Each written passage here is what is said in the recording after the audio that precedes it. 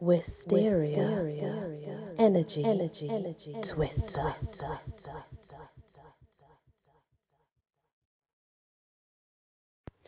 Hello everyone, welcome back to the Legends of Britany and the Saints of Britanny. How Saint Convoyon stole the relics. Saint Convoyon, first abbot of Redon or Rodon, and a bishop of Quimper, was of noble birth. He was born near Saint Malo and educated at Vannes under Bishop Reginald, who ordained him as deacon and afterward as priest. 5 clerks attached themselves to him, and the company went to dwell together in a forest near the river Vilaine, finally establishing themselves at Redon. The lord of that district was very favourably inclined toward the monastery and sent his son to be educated there. And when he himself fell sick and believed his last hours to be nigh, he caused himself to be carried to the religious house, where his hair was shaven to the monastic pattern. Contrary to expectation, he recovered, and after settling his affairs at his castle, he returned to Redon, where he died at a later date. Saint Convoyon had some difficulty in obtaining confirmation of the grants given to him by his seigneur. He set out with the disciple named Guindeluc to seek the consent of Louis the Pious, taking with him a quantity of wax from his bees at Redon. It's pronounced so many different ways through time, intending to present it to the king, but he was refused admission to the royal presence. But Nomino, governor of Britanny, visited Redon and encouraged the saint to endeavour once more to obtain the king's sanction, and this time Louis confirmed the grants. So the monastery of Redon was built and its church erected, but, as the chronicles tell us, there was no saintly corpse under its altar to act as palladium to the monastery and work miracles to attract pilgrims. Convoyon therefore set out for Angers, accompanied by 2 of his monks, and found lodging there with a pious man named Hildwall. The latter inquired as to the object of their visit to Angers, and with considerable hesitation, and only after extracting a promise of secrecy, Convoyon confessed that they had come on a body-snatching expedition. He asked his friend's advice as to what relics they should endeavour to secure. Hildwall told him that interred in the cathedral were the bones of Saint Apothemius, a bishop of whom nothing was known save that he was a saint. His bones lay in a stone coffin which had a heavy lid. Hildwall added that several monks had attempted to steal the relics, but in vain.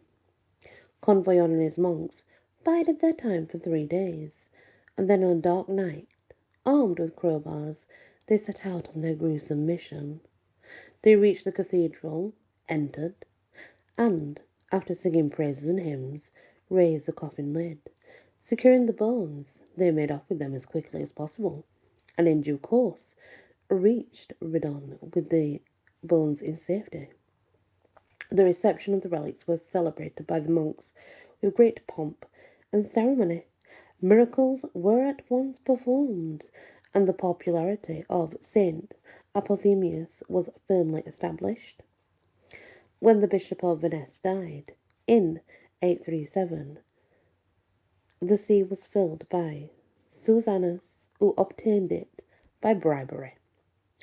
Convoyon, grieved and indignant at the prevalence of corruption in the church, urged Nomino to summon a council of bishops and abbots and endeavour to put a stop to those deplorable practices. At this council, the canons against simony were read, but the bishops retorted that they did not sell holy orders and expected no fees, though they took presents. Susanus was, naturally enough, most empathetic about this. At length it was decided that a deputation should be sent to Rome to obtain an authoritative statement on the point, and that it should consist of Susanna Sylvans, Felix of Quimper, and Convoyon, who was to carry gold crowns inlaid with jewels, as a gift from Nomino to the Pope. The decision given by Pope Leo on the matter is far from clear. The Nantes Chronicle asserts that Leo made Convoyon a duke, and gave him permission to wear a gold coronet. He also presented him with a valuable gift, the bones of Saint Marcellinus, Bishop of Rome and martyr, which Convoyon took back with him to Redon and deposited in his church there. On a later day, Nomino raised a stand of revolt against Charles the Bold of France, a circumstance alluded to in our historical sketch. He ravaged Poitou with sword and flame, but respected the Abbey of Saint Florent, though, to insult Charles, he forced the monks to place a statue of himself on their tower, with the face turned defiantly toward France. During Nomino's absence, the monks sent news of his action to the hairless monarch, who tore down the statue and erected a white stone figure of ludicrous appearance, its mocking face turned toward Britanny. In revenge, Nomino burned Saint Florent to the ground and carried off the spoils to enrich the Abbey of Redon. The success of the Breton chief forced Charles to come to terms. Nomino and his son, it was agreed, should assume the insignia of royalty and hold Rennes, Nantes, and all Brittany. Convoyon, as we have seen, benefited by spoils won by the Breton champion. Later, as his abbey at Redon was situated by a tidal river, and was thus exposed to the ravages of the Normans, he and his monks moved further inland to Plalen. There he died and was buried about A.D. 868, but his body was afterward removed to Redon, where he had lived and laboured so long. His relics were dispersed during the troublous times of the Revolution. And that's Saint Convoyon. Interesting story indeed of grave robbing.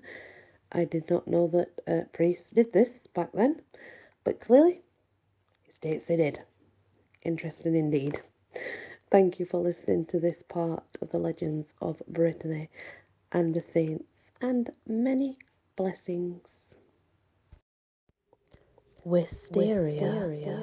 Energy. Twister.